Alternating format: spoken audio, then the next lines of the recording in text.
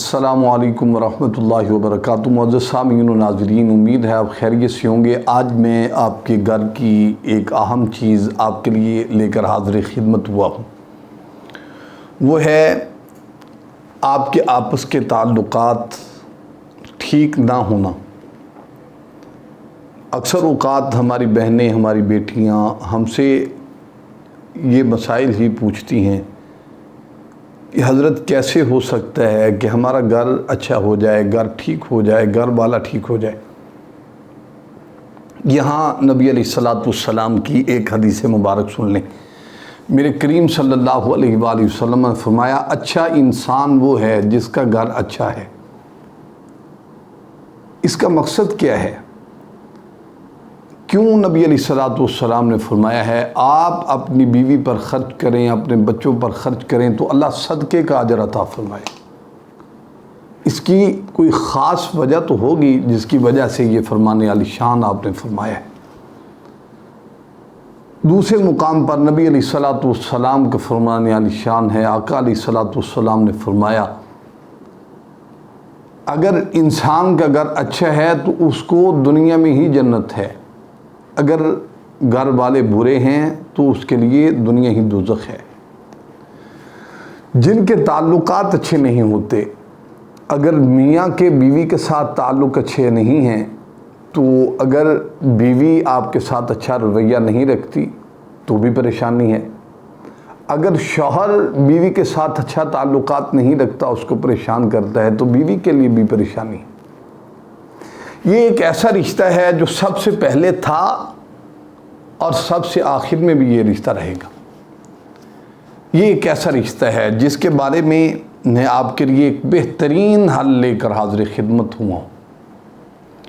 آپ اگر سوچ رہے ہیں کہ آپ کا جو گھر ہے دن بدن خراب ہوتا جا رہا ہے، شوہر بدسلوکی کرتا ہے، شوہر امانت دار نہیں ہے، اس بات کو آپ بغور سن لیں۔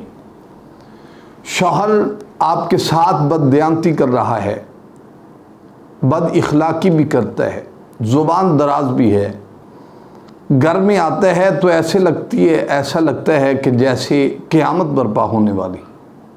اور اکثر لوگ جو ہیں وہ ایسے ہیں، ہماری نظروں سے سینکڑوں ایسے واقعات گزرتے ہیں۔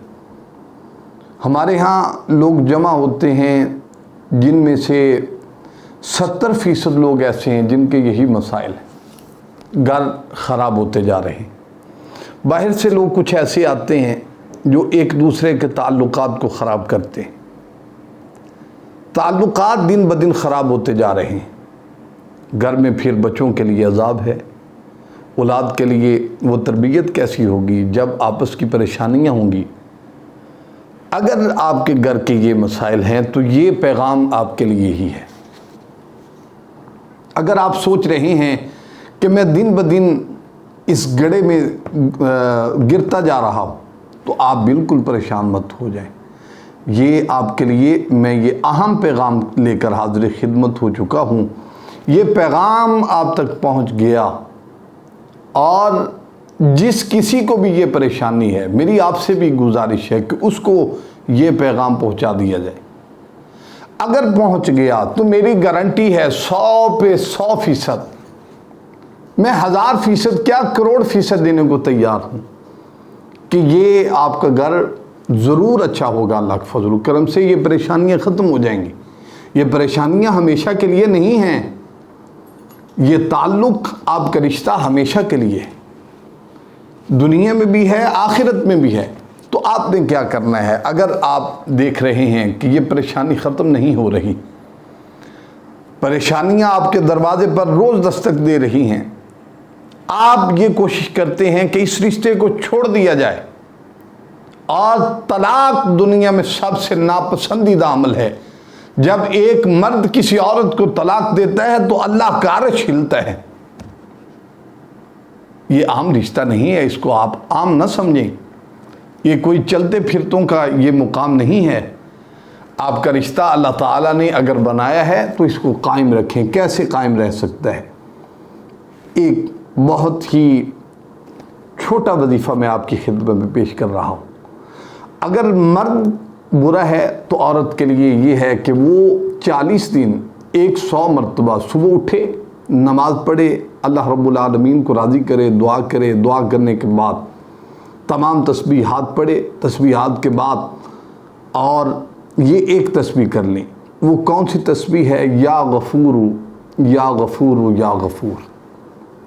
یہ صرف اور صرف ایک تسبیح روزانہ 40 دن تک۔